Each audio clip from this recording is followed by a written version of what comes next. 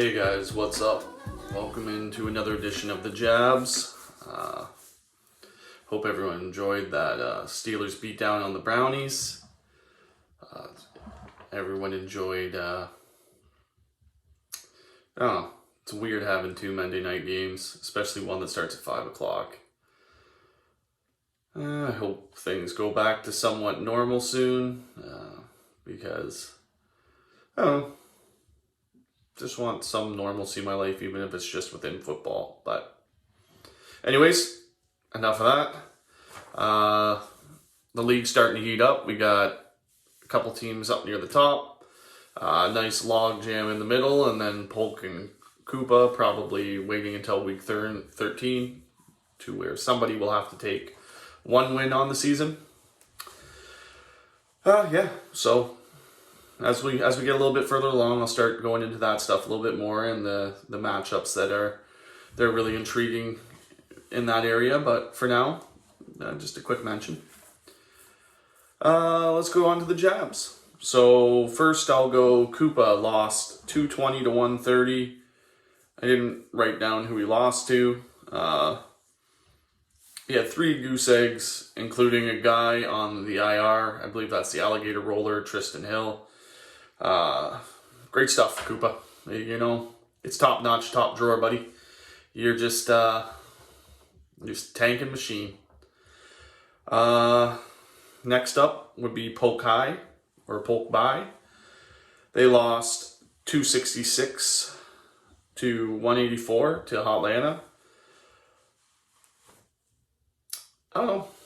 He actually put up a good week, 184 points. His problem with this week was he had 3 guys actually score really well, and then he had 6 more solid performances. I guess Dan's just really proving that he wants Joey to earn it. He said, I'm not giving you the Polk By, son. Beat me. And Joey stepped up his game. So he's a team that's ascending. So we'll see how he does this week.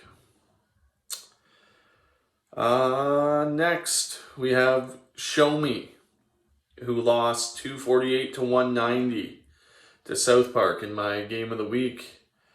Joe's D forgot to show up after the Polk By. They went out there and they were like, oh, look how good we are. We're going to crush this awful team. And then they forgot to show up. And they're like, oh, you know, I pulled a hammy. Oh, I wasn't feeling good. Oh, the turf didn't have the right cleats on. Grow up, Joe. Come on, man. Next, I believe it was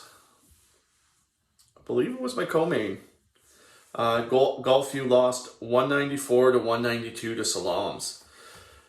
Yeah, it lived up to the hype, man. It was a good game. It came down to the late Monday nighter, Dallas versus Arizona.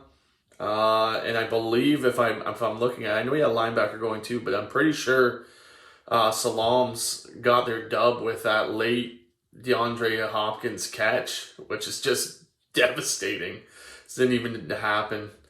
Tom was let down by a couple guys that I know we aren't redraft, but came with higher values this year, like Mark Ingram, Juju Smith-Schuster, and then 2 lesser ones, but guys that you would expect to put up some points in Golden Tate and John Brown.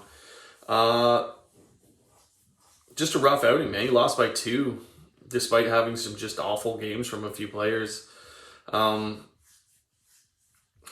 Really, really wish he would have extended Salam's losing streak there, but the meat market was open just late enough to get that dub. Next, TT lost 193 to 186 to DRC. Basically, this one came down to the fact that Teletubby made a bad decision in selecting his roster, starting Julian Edelman instead of James Washington.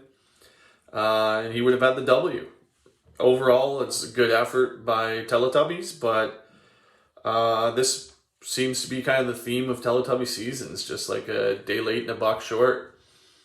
I don't know if he's going to be able to turn this season into anything. Maybe he can go on a run, but it's a tough situation there. So I don't know if he's going to sell off any pieces or if he's going to stay the course, but TT's kind of a team in limbo right now.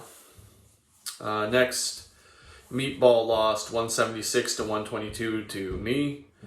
As I said, Aaron Rodgers was like his only threat.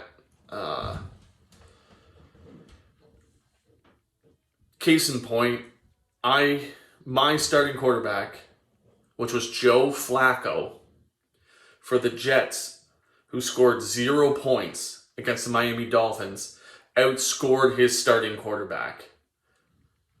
Joe Flacco went 21 of 44 for 186 yards, an interception, and a quarterback rating of 50. And he scored better than Carl's quarterback. I don't know, man. Carl's team's a hot mess. It pops up sometimes with an all-right score, but it's a hot mess, man. It's not good. And funny stat, despite what I said earlier, this one's all for Dan.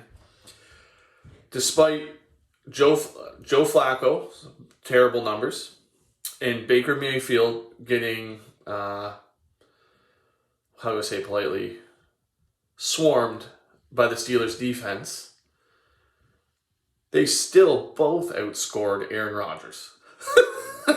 So, good trade, Carl. Good trade.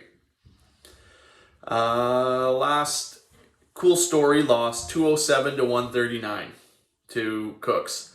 Saw this upset coming, and it was a solid spanking by the Cookie Monster. He put up 9.1 points from that dynamic running back duo and still broke 200. So good on you, Cooks. Sean, 10 guys, 9.2 points or under, a lot of them in the 2 to 3 range. I'm not sure if this is panic time, like hit the panic button or not. 3-3, so it's, it can go either way, but you got some decisions to make, man, because I don't know how this season's going to turn out for you. You're usually a perennial playoff team, but I don't know if it's in the cards this year. But we'll see how it goes, and we'll see how the fantasy pros go. Let's go, just a little note, keep an eye on the 500 teams. Jair's surging, but with that roster, he should be.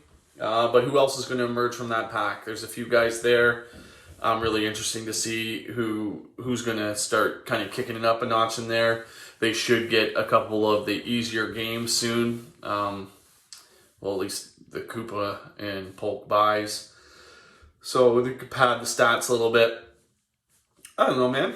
We'll see how it goes. I got my Polk buy this week, so maybe I'll just take a nap. Co-main this week. South Park at 5-1 versus Hotlanta 4-2. Going to be a good doozy, guys. I'm really excited for this one.